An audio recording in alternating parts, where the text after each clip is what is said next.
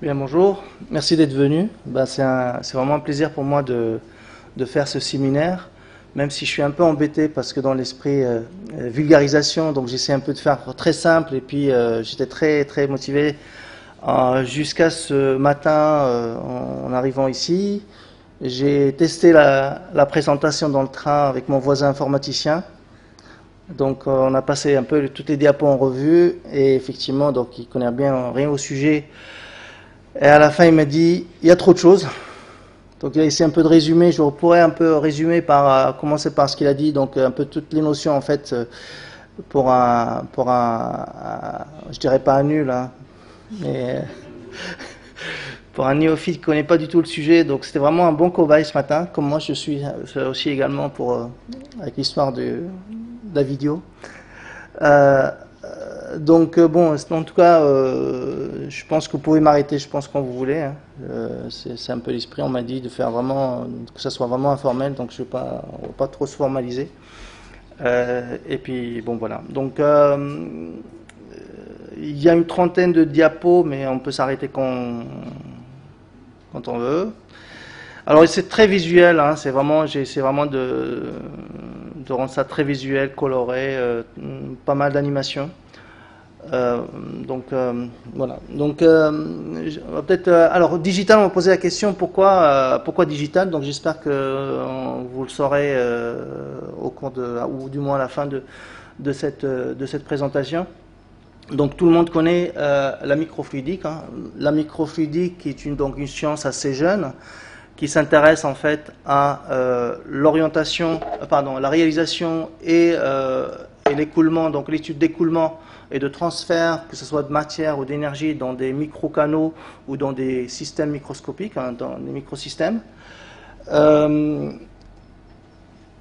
des premiers papiers où on a un microsystème complètement intégré peut correspondre à ce papier-là, où en fait on a intégré tout un tas de fonctions dans une même puce qui fait quelques centimètres, où on peut faire, où on a intégré des fonctions d'électrophorèse, de PCR, un tas de fonctions, des choses que normalement peuvent se faire. Enfin, j'ai récupéré ça dans ce genre enfin, j'ai pris la plus simple.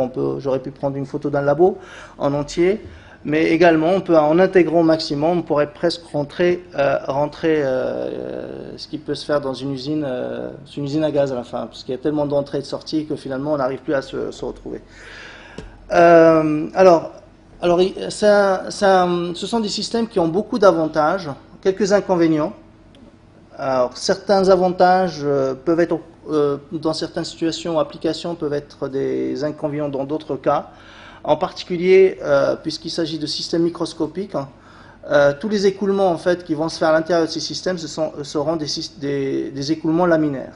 Et ça, c'est le nombre de Reynolds qui nous le dit, puisque le nombre de Reynolds c'est simplement le rapport de la vitesse d'écoulement multiplié par une distance caractéristique du système ici qui est de quelques microns, quelques dizaines de microns, sur la viscosité cinématique, qui est simplement le produit ou le rapport de la viscosité dynamique sur la masse volumique.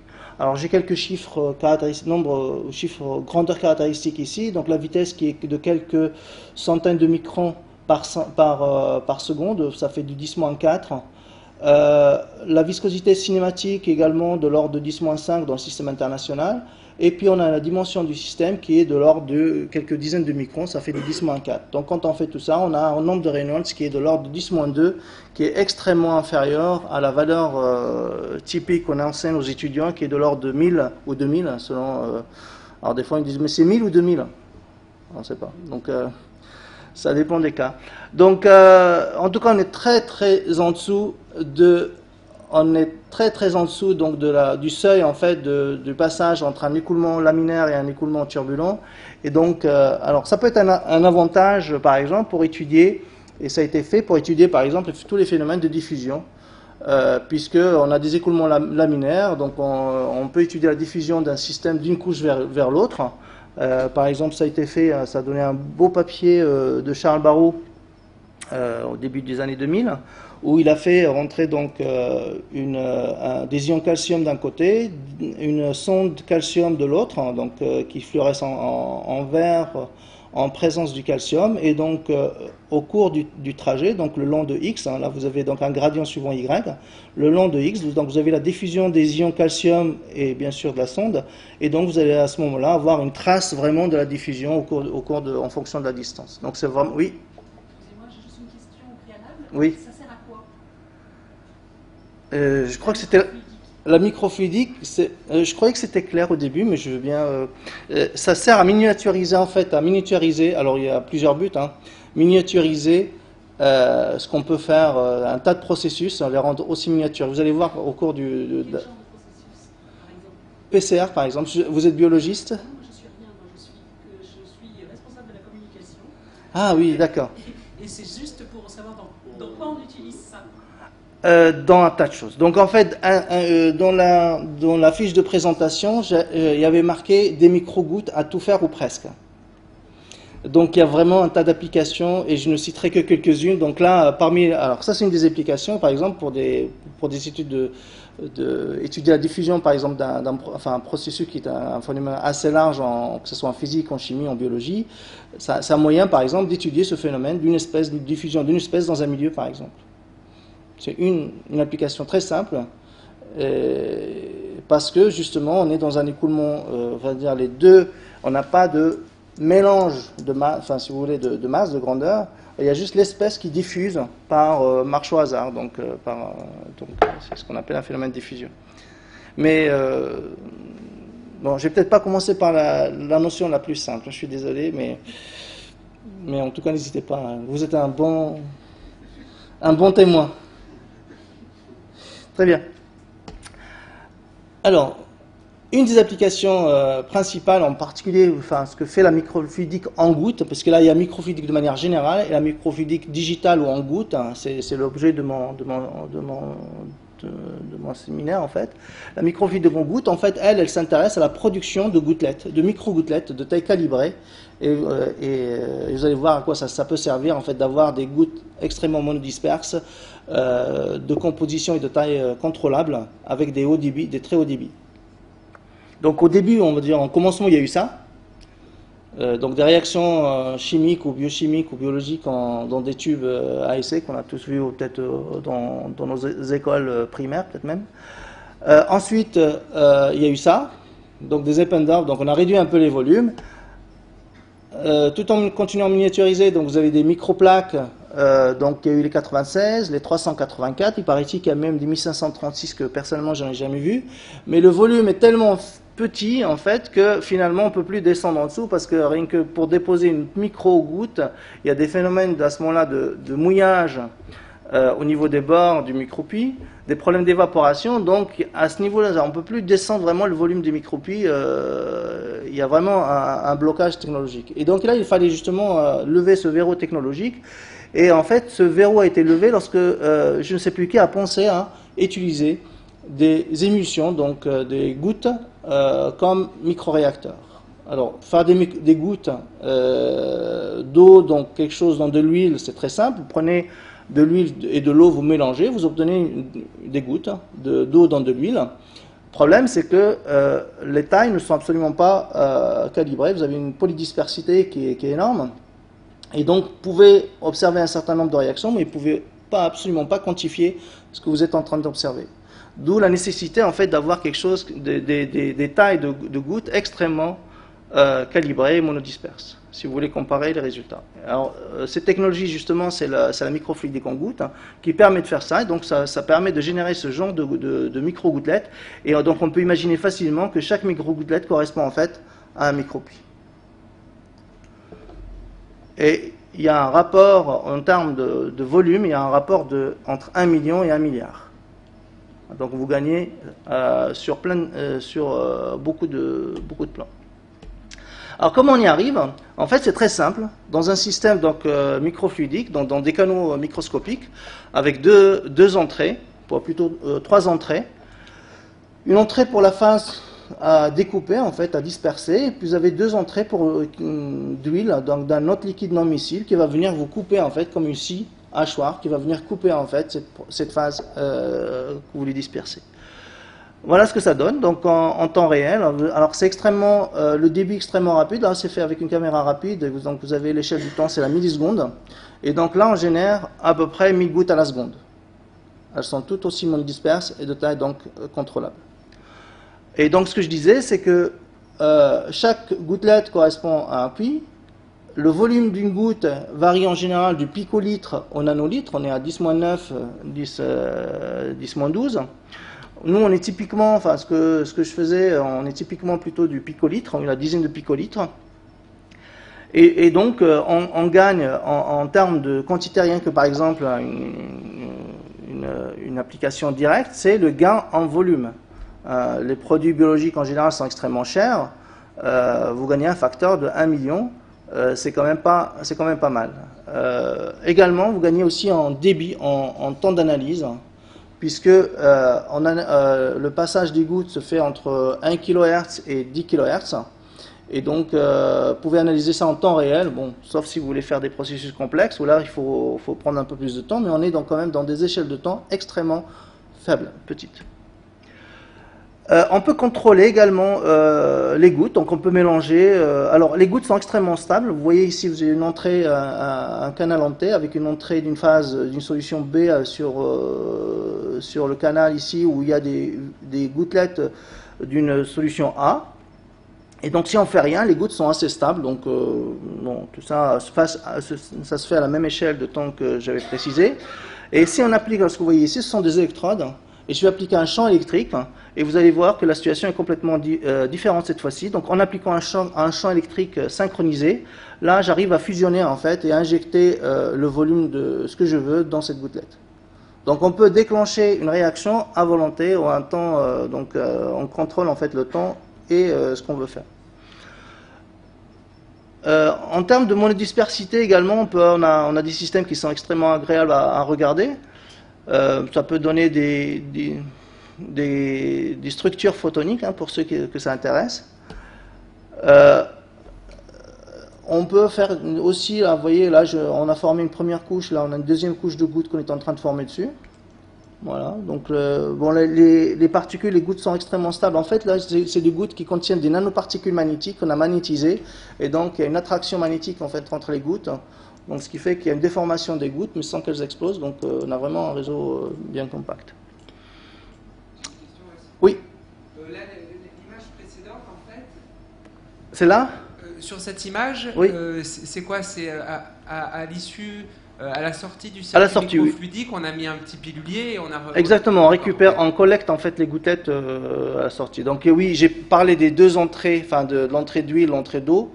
Mais j'ai pas présenté la sortie, mais effectivement on récupère. Là, elles sont juste empilées. Empilées, voilà, empilées. En fait, ici elles sont empilées quand même dans un réservoir microfluidique d'épaisseur contrôlée pour pouvoir contrôler un peu le nombre de couches qu'on veut entasser. Donc une fois qu'on les a récupérées, par exemple, on peut faire un tas de processus sur ces gouttelettes-là et les réinjecter pour les étudier derrière. D'accord. On peut également produire différents types de gouttes dans les mêmes puces. Donc une entrée, en fait on double autant de systèmes, autant de ce genre de système en amont, et on a autant de gouttelettes que d'entrée de sortie, et d'entrée plutôt.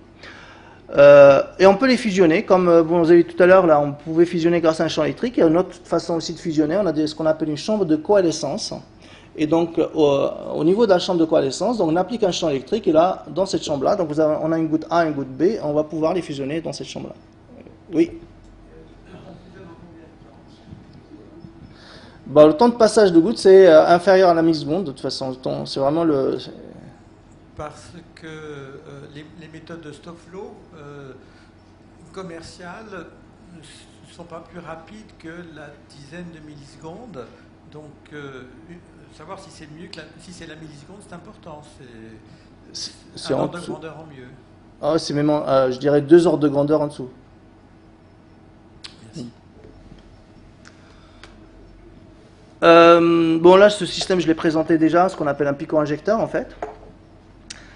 On peut également splitter des gouttes et puis étudier le devenir de chaque goutte séparément, même provenant d'une goutte mère. On peut également faire une ligne de délai, donc étudier dans le temps par exemple, juste en faire un serpentin et prendre des points de mesure au niveau de la puce à différents points, par exemple un laser, comme on va voir.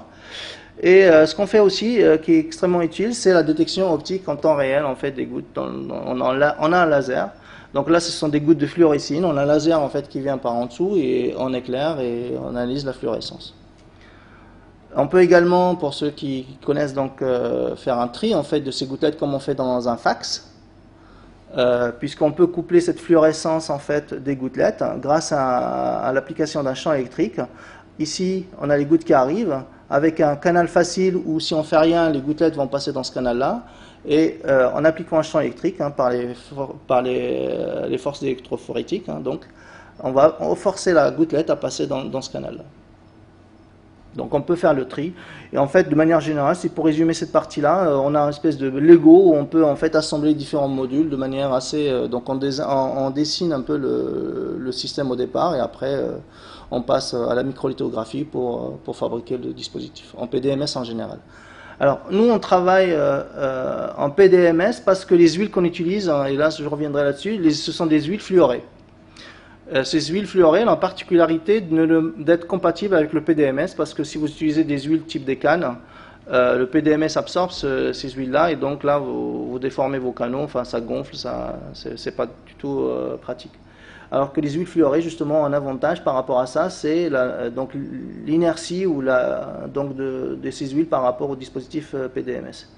Il y a d'autres avantages que je présenterai juste après. Alors, un des avantages, par exemple, tout à l'heure, j'ai parlé d'écoulement laminaire et de problèmes de diffusion, la possibilité d'étudier la diffusion. Parfois, ça peut être un problème parce que si vous voulez étudier une réaction chimique rapide, par exemple, vous avez plutôt intérêt à ce que le mélange se fasse très vite.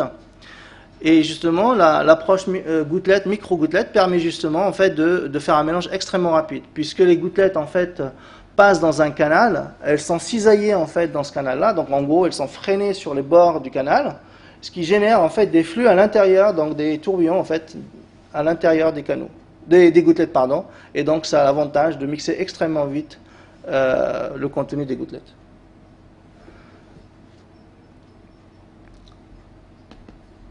On peut également, pour ceux que ça peut intéresser, donc en chimie également, on peut contrôler, par exemple, si on fait des réactions de photopolymérisation, on peut également, grâce donc à un couplage avec des dispositifs optiques, de l'UV par exemple, polymériser des gouttelettes qui à la base sont liquides, les polymériser et générer des formes variées, en fonction de la taille, de l'endroit où vous allez par exemple polymériser.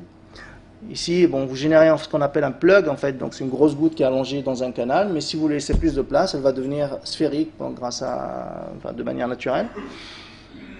Et donc, selon que vous polymérisez ici ou là, donc évidemment, vous allez avoir soit un plug, quelque chose, un bâtonnet, soit une sphère. On peut faire également des doubles émulsions, des multi-émulsions, c'est des choses assez jolies. Alors le but après c'est de faire des liposomes, et moi personnellement c'est un des projets qui m'intéresse, sur lequel je travaille actuellement. Donc là on peut rentrer plusieurs liquides dans une même goutte et on peut étudier à ce moment-là des multi-émulsions. Alors bon, il y a un tas d'applications envisageables. Hein. Par exemple, si vous pouvez très bien imaginer, par exemple, que vous avez dans le milieu, vous voulez récupérer des ions, par exemple. Vous pouvez rentrer par diffusion, vous allez avoir des ions qui peuvent rentrer et les mélanger à ce moment-là, donc dans une goutte A, goutte B. Après, vous provoquez, c'est-à-dire vous avez besoin de plus d'un réactif, par exemple. Vous avez besoin d'une réaction A plus B plus C. Vous confinez tout le monde dans une même gouttelette et après, par exemple, pouvez déstabiliser les micro-gouttelettes à l'intérieur pour ensuite induire à un temps précis une réaction qui peut être complexe, qui peut nécessiter plusieurs types de réactifs. Ça peut être une application, mais j'imagine qu'il peut y avoir d'autres applications.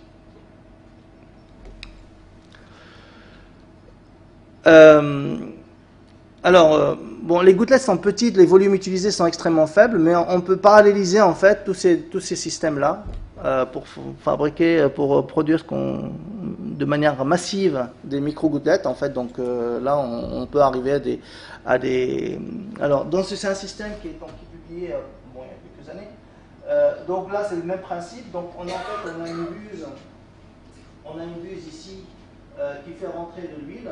Deuxième buse qui fait rentrer la phase aqueuse, et donc en fait, en fonction, en jouant sur les pressions ici et là, vous pouvez à ce moment-là générer vraiment, ce que vous pouvez générer sur une buse, vous pouvez générer de manière parallèle sur l'ensemble de ces buses en parallèle. Donc vous récupérez le tout dans ce dispositif-là, par exemple. Alors, des applications bio, donc là c'est une application dans mon ancien groupe. Par exemple, on peut encapsuler des cellules. Donc là, c'est des cellules du foie, c'est des cellules FG2, pour ceux que ce terme dit quelque chose. Et le but, en fait, c'était de suivre une activité enzymatique de ces cellules. Donc là, c'est la goutte, et dans laquelle on peut encapsuler des cellules de la même manière. Alors, le problème avec ces cellules-là, c'est qu'elles avaient tendance plutôt à s'agréger. Et on avait du mal à les séparer. Mais pour des cellules qui sont pas très collantes les unes avec les autres, là on peut séparer, donc on peut contrôler facilement le nombre de cellules dans les gouttelettes. Et donc, l'idéal en général, c'est de travailler sur la cellule unique, et donc de remonter vraiment juste à l'activité d'une seule cellule, par exemple. Là, on suivait l'activité d'une enzyme qui était dans ces cellules-là, donc la bêta-galactosidase.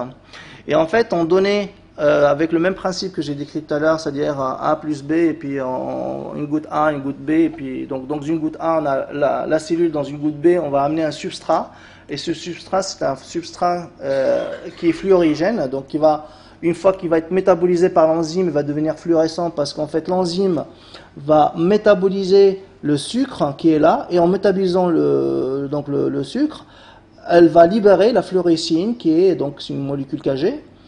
Et donc, on va pouvoir suivre l'activité de l'enzyme par une mesure de fluorescence dans les gouttelettes. Là, par exemple, vous voyez, alors les gouttelettes, elles sont fluorescentes toutes seules, en fait, sans rajouter de sonde fluorescente, parce que le milieu de culture, dans ce cas-là, il est fluorescent, en fait, dans les longueurs d'onde qu'on utilisait. Vous voyez deux gouttelettes ici, et vous voyez qu'il y a un pic de fluorescence qui correspond, en fait, au passage d'une cellule qui est en train de métaboliser, donc, ce substrat. On peut également faire de la culture cellulaire dans des gouttelettes, culture cellulaire pour des petites cellules. Là, il s'agit en fait de champignons, donc, et de levures, pardon. Et donc là, bon, je crois que c'est au bout de 72 heures, peut-être en dessous, peut-être 24 ans, je ne sais plus. Enfin, en tout cas, on peut faire de la culture pourvu qu'il y ait suffisamment de place pour les cellules. Alors on peut faire de la culture parce qu'en fait, s'il y a la goutte suffisamment grosse, donc on donne on donne à manger aux cellules. Par contre, l'oxygène et le gaz carbonique, il faut pouvoir en fait donc amener de l'oxygène et extraire le gaz carbonique. Et ça se fait de manière naturelle, dans le sens où un des avantages des huiles fluorées, c'est justement la diffusion en fait de ces gaz, en fait, ou l'absorption de ces gaz par les huiles fluorées. Et d'ailleurs, ça a été étudié depuis plus de 20 ans d'ailleurs, puisque moi j'ai trouvé cette image, par exemple, d'une souris. Oui. Cette souris, je ne sais pas combien de temps elle a vécu, mais enfin, vous avez la référence ici. C'était un truc de vulgarisation également, où donc l'huile est tellement chargée en fait en oxygène que la souris arrive en fait à respirer finalement dans cette huile. Oui. Donc, oui. Pour stabiliser les gouttelettes, est-ce qu'on n'a pas besoin de rajouter des savons? Oui, elles sont stables parce qu'on rajoute, des savons, ce sont des surfactants. Donc, oui. Des surfactants, oui, alors des surfactants un peu spéciaux dans le sens où ce sont des huiles fluorées, donc ce sont des surfactants fluorés. Voilà. Et les cellules résistent aux surfactants? Alors justement, un autre avantage, donc là je suis au 3e, un des avantages des huiles fluorées, c'est qu'on utilise des surfactants à ce moment-là fluorés qui, elles, sont compatibles, ne sont pas toxiques, puisqu'il n'y a pas de compétition entre, par exemple, ces surfactants-là et les phospholipides de la membrane biologique. Donc elles sont tout à fait... Alors, un autre avantage de la technique, c'est de pouvoir contrôler le contenu des gouttelettes et aussi le débit. Je donne un exemple simple qui a été développé au laboratoire, enfin de mon ancienne équipe. C'est la détection de mutations génétiques rares. Je prends un exemple, vous cherchez une mutation, vous avez 1 million d'ADN dans un échantillon, et dans ce million d'ADN, il y a un seul ADN qui comporte la mutation génétique que vous recherchez. Bon, les biologistes savent fabriquer les sondes qu'il faut pour reconnaître telle ou telle mutation, ou séquence. Si vous faites ça dans un Eppendorf, si la séquence que vous cherchez, vous la taguez en vert, vous la marquez en vert, et le reste, donc la séquence sauvage est en rouge, vous verrez que du rouge parce que vous aurez 999 et quelques, voilà. Donc, bien sûr, il y a de l'amplification faut amplifier l'ADN pour pouvoir faire ces observations-là. Et donc,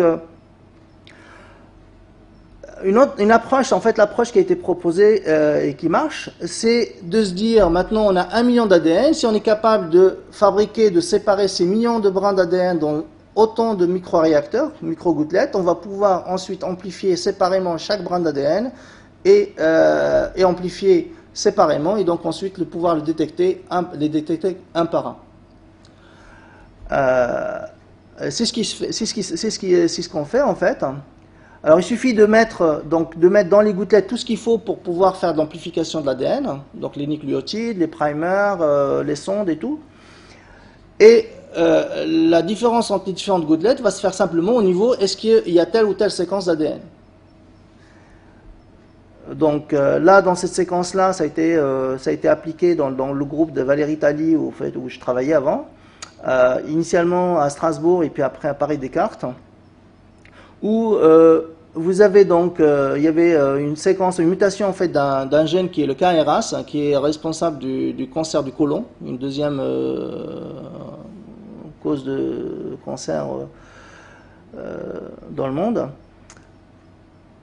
Et donc là, il y avait une mutation spécifique qu'il fallait détecter, et donc pour ça, en fait, il suffisait donc, c'est cette technique qui a été appliquée par le groupe de Valérie Tali, et puis en fait, comme on a on peut produire des gouttes en grand nombre et en temps assez raisonnable, donc s'il n'y a qu'une mutation, en fait, on peut la détecter. Et c'est ce qui a été fait.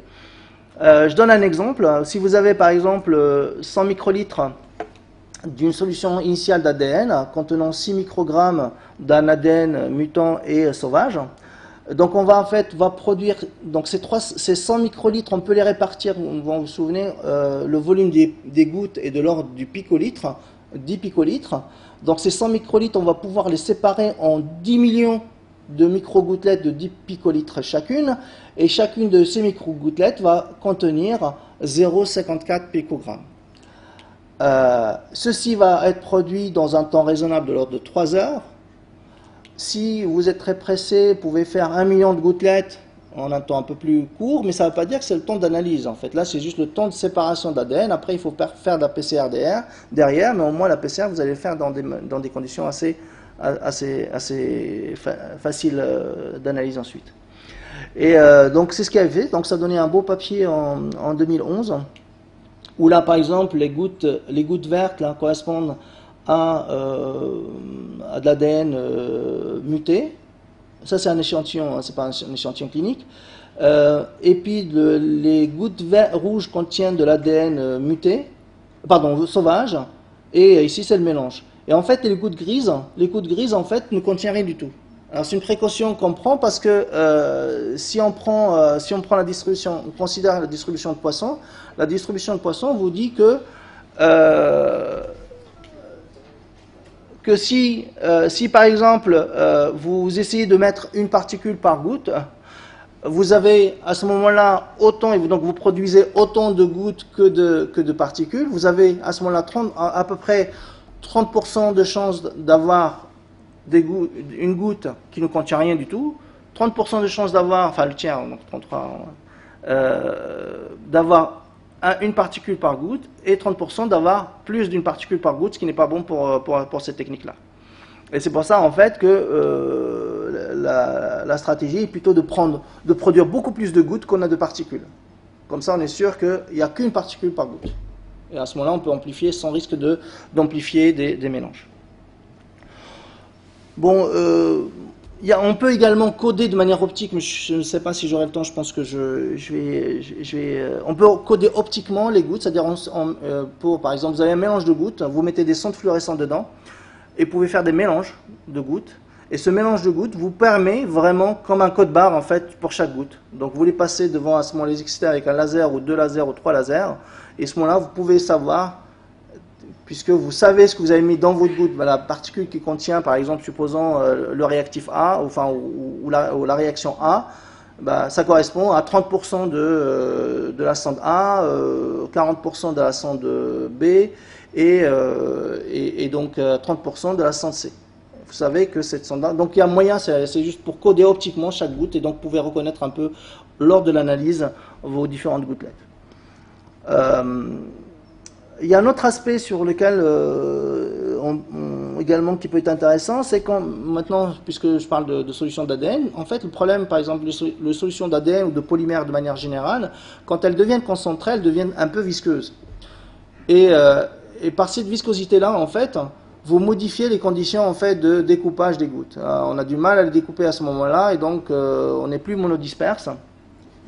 Puisqu'en fait, de manière générale, vous avez en fait 3 régimes d'écoulement. Vous avez soit un régime où vous pouvez produire des gouttelettes, un régime où vous avez un écoulement, ce qu'on appelle un écoulement parallèle, où là les 2 liquides ne se mélangent pas. En fait, un des liquides est tellement visqueux qu'il n'a pas envie de se couper. Et puis, vous avez un régime intermédiaire qui est un régime, ce qu'on appelle jitting, où en fait c'est comme un filet d'eau suffisamment fin qui va se découper au bout. Mais là, on produit des gouttelettes, mais on ne contrôle pas la taille des gouttelettes, donc c'est ce qui n'est pas bon non plus. Et alors là, on a mis au point une méthode justement pour découper des gouttelettes, non pas avec de l'huile, mais avec un champ électrique. Vous allez voir que là c'est l'entrée, là c'est la sortie. Vous voyez que à la base, si vous faites rien, il y a un écoulement parallèle, et puis là à la sortie, donc dès que vous mettez le courant, vous allez voir, on induit en fait des instabilités, et ces instabilités-là sont des instabilités électro-hydrodynamiques bien contrôlées. Donc vous découpez votre filet en fait de liquide de manière vraiment électrique. Donc on a fait un tas d'études, par exemple, en fonction de savoir qu'est-ce qui contrôle finalement la taille des gouttelettes, l'amplitude du champ, la fréquence du champ, le débit du liquide. Et en fait, on arrive à... Bon, je passe ça, je pourrais revenir à ça s'il y a des questions. Finalement, on est arrivé à une relation extrêmement simple qui nous permet, par exemple, de relier le diamètre des gouttes qu'on produit en fonction du débit, du volume donc, de notre liquide et de la fréquence du champ, pour une amplitude donnée, une amplitude électrique du champ donné, l'intensité du champ donné. Et donc ça c'est les points expérimentaux, ça colle assez bien. Donc là, pour un débit donné, si vous voulez par exemple produire tel diamètre, il suffit de fixer votre fréquence. Donc en fait, le champ électrique, en fait, c'est lui qui agit à ce moment-là comme un ciseau pour couper par le changement de l'alternance, plus ou moins. Donc c'est un champ sinus alternatif qui permet en fait de découper ce filet. Bon là, pareil, on a étudié un tas de régimes en fonction du champ. Donc on a des régimes non linéaires en particulier, des régimes de paire. Enfin bref, je passe. Non, un autre sujet sur lequel j'ai envie de... Et là, je trouve que c'est déjà beaucoup dépassé, je pense.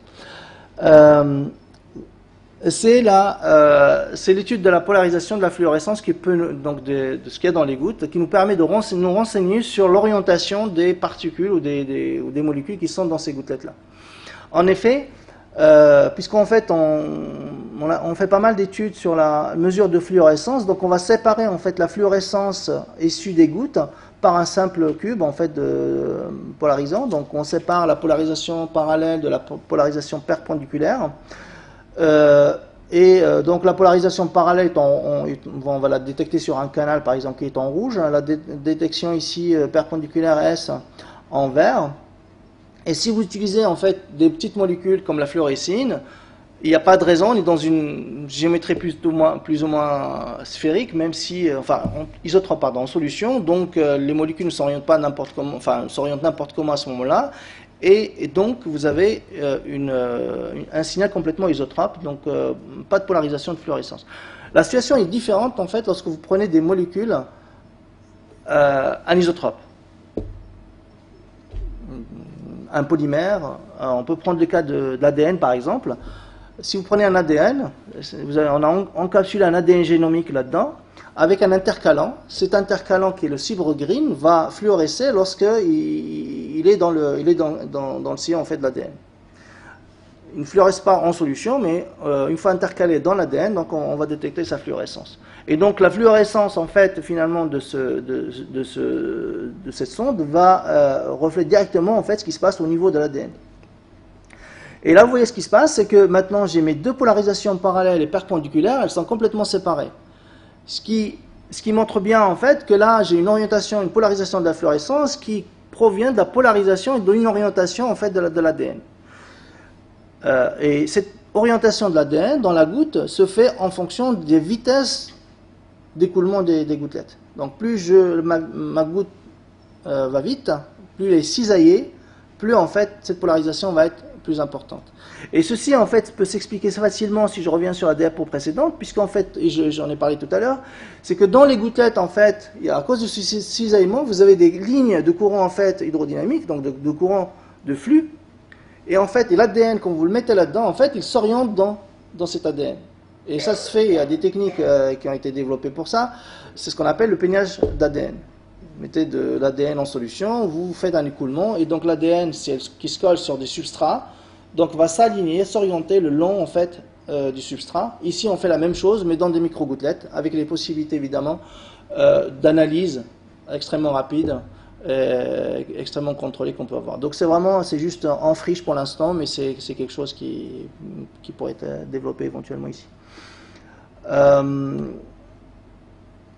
Je suis à la dernière partie, mais bon, donc il y a une troisième partie ici qui est en fait là l'aspect résonance des micro-gouttelettes.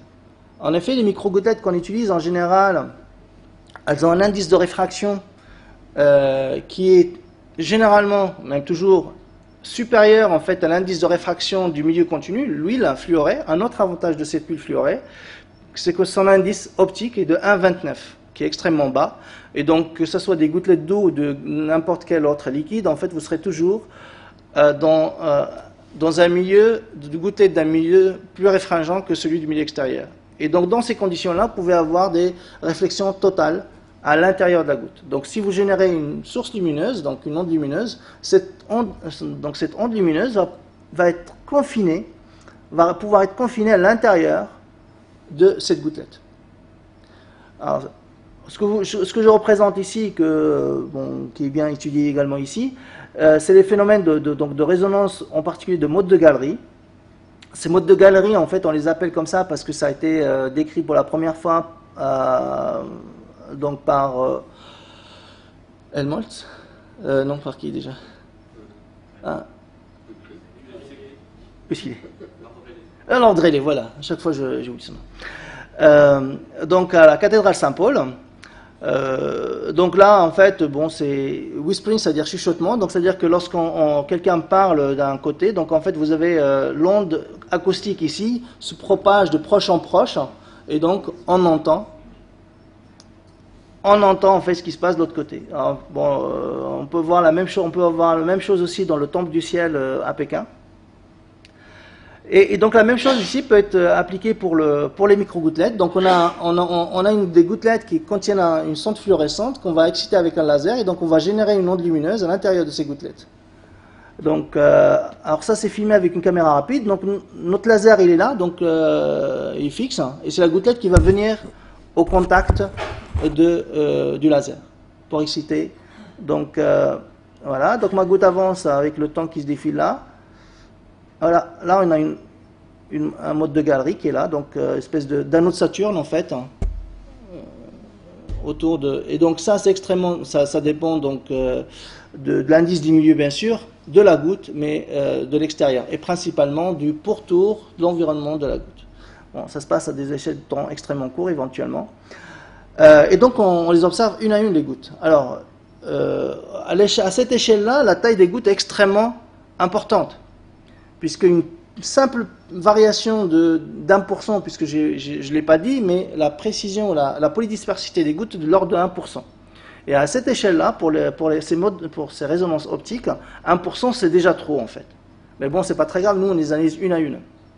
Mais bon, je vais vous montrer juste 2 diapos après que même lorsqu'on fait une analyse, on intègre sur l'ensemble des gouttes, finalement on s'en sort quand même pas si mal. Sur une goutte, sur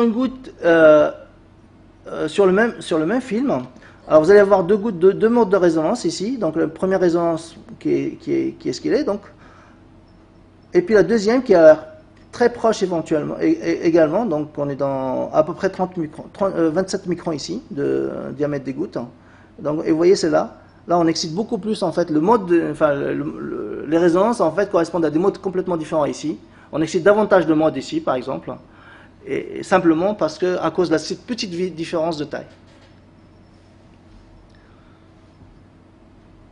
Alors, je disais que finalement, excusez-moi, je m'en sors mal avec mes vidéos, finalement, on s'en sort pas si mal parce que la condition de la résonance optique, c'est celle-là, donc vous avez en fait, c'est très simple, hein, le chemin optique parcouru donc par l'onde doit être égal à un nombre entier de longueurs d'onde, tout simplement. Et ce chemin optique, en fait, dans ce chemin optique, vous avez la circonférence du cercle, fois l'indice optique de la goutte. Et donc lorsque vous avez donc ce chemin optique correspond à un nombre entier de longueur d'onde, donc vous avez une interférence optique constructive et donc vous avez une résonance. Vous pouvez arriver à une résonance. Alors si j'en dérive cette simple relation, pour corréler la variation de la longueur d'onde à laquelle on va avoir un pic de résonance avec soit l'indice optique, soit la taille de la goutte, ici c'est le rayon de la goutte, en fait, vous voyez qu'on a une dépendance effectivement de delta lambda sur lambda qui est tout simplement delta n sur n plus delta a sur a. Et donc, si on veut être capable, le but en fait ici, c'est de détecter, d'être capable de mesurer ou en tout cas mesurer les variations de l'indice optique de la goutte, qui serait par exemple liée à une variation d'environnement ou de la reconnaissance d'une molécule spécifique, par exemple. Mais en fait, si vous voulez avoir une reconnaissance, une détection assez sensible, qui peut être de l'ordre de 10-5 ou 10-3, vous avez intérêt à ce que la variation ici au niveau du rayon soit aussi du même ordre de grandeur, sinon ça ne va pas. La variation ici de 1%. Et en fait, c'est-à-dire qu'à la limite, c'est un peu mal engagé dans cette histoire-là, si on veut se servir de ces gouttelettes-là comme des micro-résonateurs qui peuvent servir à de la biodétection, par exemple. Et en fait, il y a un autre avantage, finalement, c'est le fait qu'on analyse beaucoup de gouttelettes, et que ces gouttelettes sont plus ou moins, il y a une dispersion, mais qui est en fait de type gaussien. Et donc, plus on va produire de gouttes et analyser de gouttes, plus en fait, on va recentrer cette gaussienne autour de la moyenne. Donc, c'est-à-dire que quand on va moyenner, en fait, on va diviser par la racine carrée du nombre de gouttelettes analysées. Et plus n est grand, plus cet écart-type, si vous voulez, va diminuer. Et en fait, c'est ce qui se passe. Donc là, on enregistre le signal optique issu d'un certain nombre de gouttelettes, ici une centaine de gouttes. On voit les pics de résonance pour chaque goutte, ça c'est une autre histoire sur laquelle on peut faire plein de choses également. Ce que je vais vous présenter, c'est simplement le spectre, finalement, reconstitué en fait de cette sonde fluorescente issue de ce micro-gouttelette-là, et où on voit ces pics de résonance qui correspondent à donc, des résonances de mode de galerie, et où j'ai indexé ici les différentes valeurs. Donc il y a 2 informations en fait ici. C'est que d'une part, on peut faire de la spectroscopie dans des micro-gouttelettes, sans problème, donc avec le gain de produit, de temps et ce qu'on veut.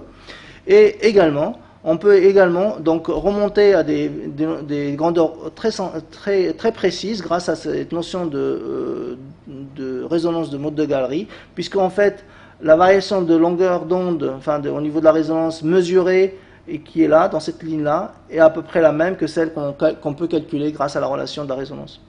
Donc finalement, malgré le fait que c'était mal engagé en fait, c'est quand même le fait de pouvoir analyser beaucoup de gouttelettes, de produire de gouttelettes qui sont quand même plus ou moins voisines, et de pouvoir les analyser, permet quand même de pallier à ce problème de polydispersité qui est quand même encore trop fort pour ces résonances-là. Voilà, et puis je vais terminer par un remerciement à tous les membres de mon ancienne équipe. Vous remercier d'abord aussi, mais aussi citer tous les membres de mon ancienne équipe à l'Université Paris-Descartes. – Merci beaucoup.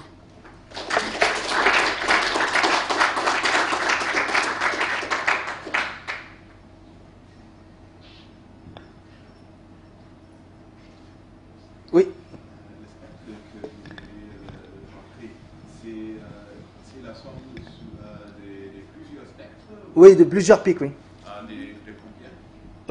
Sur ce 80, exactement. Jusqu'à 80 avec un spectre de très mauvaise qualité.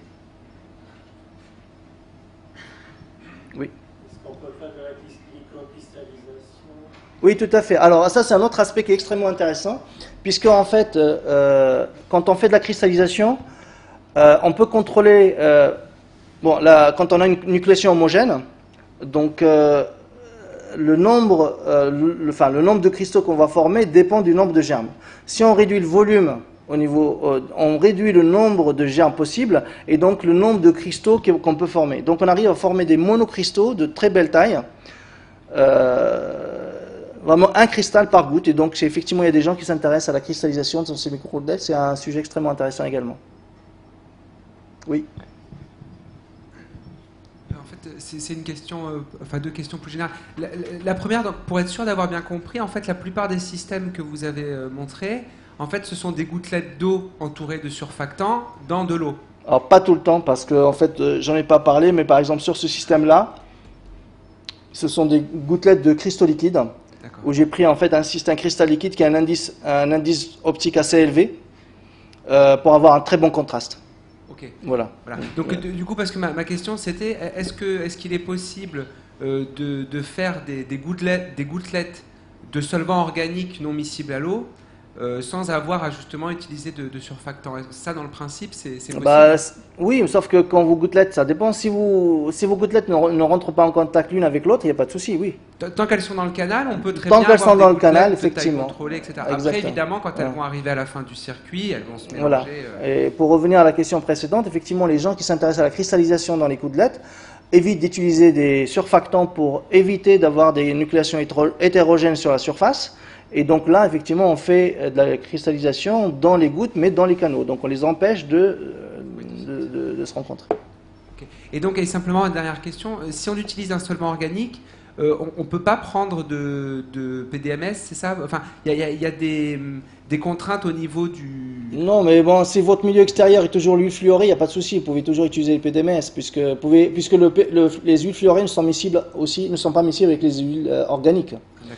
Donc on peut utiliser des huiles type décane dans de l'huile fluorée. D'accord, ok, d'accord. Oui, moi j'ai une petite question là pour les canaux. Oui. Vous dites que la polydispersité doit être inférieure à 0,1%. Non, la polydispersité des gouttelettes c'est 1%, c'est de l'ordre de 1%. Alors, les canaux, comment vous les fabriquez? Parce que là, quelle est l'homogénéité de largeur des canaux par rapport à la tolérance que vous donnez dans les gouttelettes? C'est la précision de la microlithographie, hein, donc PDMS. J'ignore complètement. D'accord. Peut-être que je pourrais. Donc, vous voulez peut-être que je. Non, mais vous me dites l'ordre de demandeur. C'est juste parce que je vois là ce canal. Il est là, en fait, alors, juste une petite précision. Juste une petite précision. La taille des gouttes n'est pas déterminée par la largeur des canaux. La taille des gouttes est déterminée par. Alors, il faudrait que je revienne peut-être à la première page. À la buse, à la taille de la buse et au débit que vous mettez en fait. C'est ça qui vous permet de contrôler la taille des gouttes. Vous ne pouvez pas dépasser bien sûr le diamètre, la largeur des... Après on a quelque chose d'allongé, mais ce qui détermine vraiment la taille des gouttes, c'est pas le... Donc la taille des gouttes est toujours inférieure. Elle est toujours inférieure, mais à la taille des canaux. D'accord. Donc pas toujours inférieure parce que... Non, attendez. La fabrication des canaux ne joue pas un rôle crucial. Elle joue un rôle crucial dans le sens, là, je vous ai montré tout à l'heure une diapo où on fabriquait des bâtonnets par exemple. Vous voyez là, en fonction de, vous pouvez générer des plugs ici, mais vous pouvez les produire des gouttes plus grosses dans un endroit plus large, c'est tout. Donc c'est-à-dire que vous avez au début un canal qui est étroit, mais après si vous les élargissez, vous avez quelque chose de plus large, plus grand.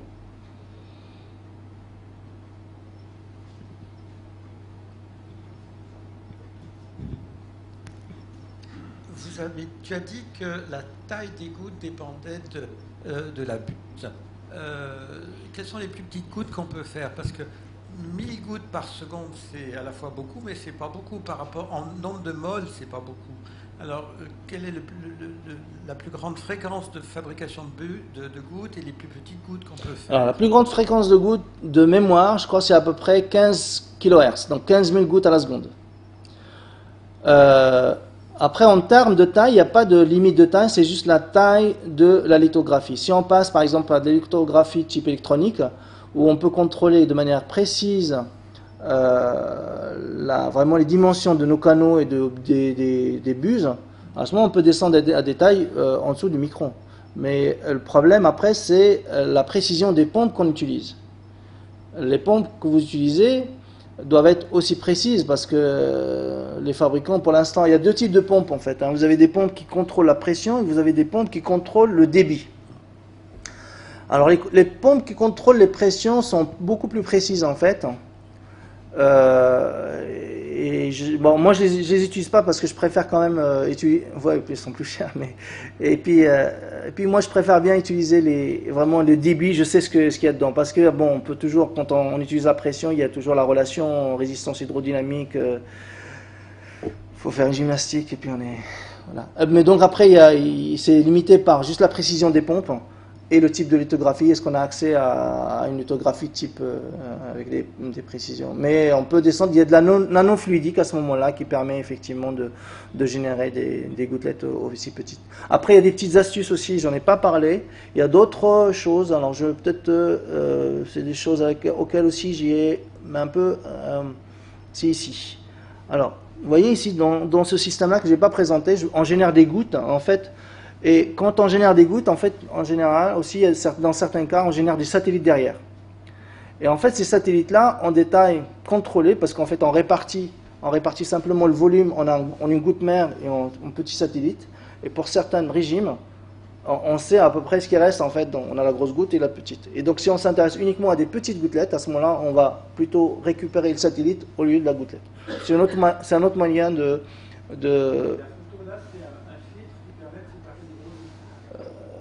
enfin là c'est juste, alors c'est un filtre, non, en fait c'est pas tout à fait un filtre, c'est juste parce que là le canal est extrêmement large, c'est un réservoir en fait, et pour que la puce ne s'affaisse pas, donc on fait des piliers en fait pour que ça tienne.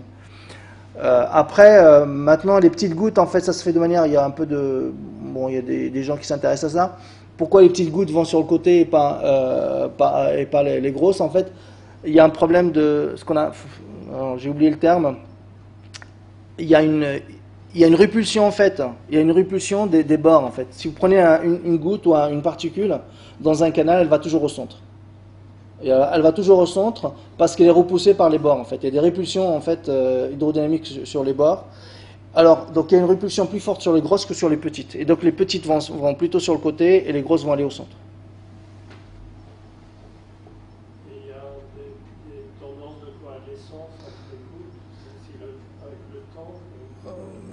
Si elles sont bien stabilisées, elles peuvent durer des mois. Bon, ça dépend juste de la nature à ce moment-là, de la qualité du surfactant que vous utilisez. Mais en général, c'est assez stable.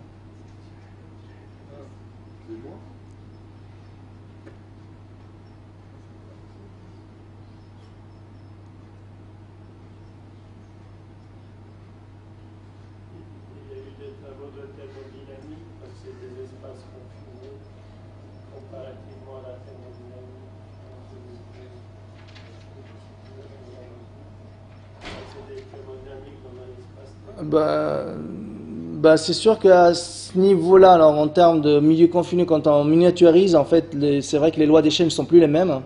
Donc les transferts thermiques ne sont pas les mêmes. Donc c'est la diffusion extrêmement rapide. Mais bon, j'avoue que c'est pas un sujet auquel je me suis vraiment intéressé. Mais bon.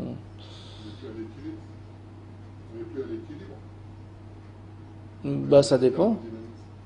Ça dépend. Pourquoi? Parce que les temps de diffusion sont extrêmement courts, donc au contraire, on est plus à l'équilibre.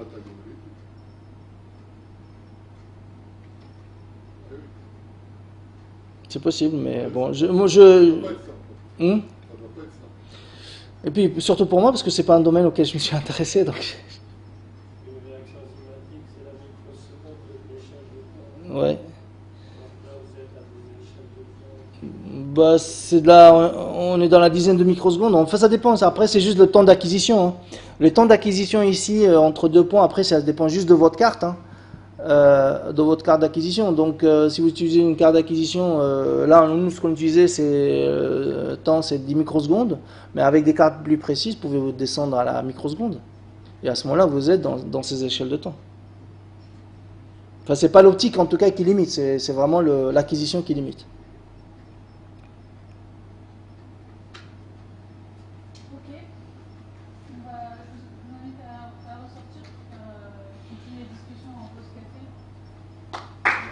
Merci beaucoup.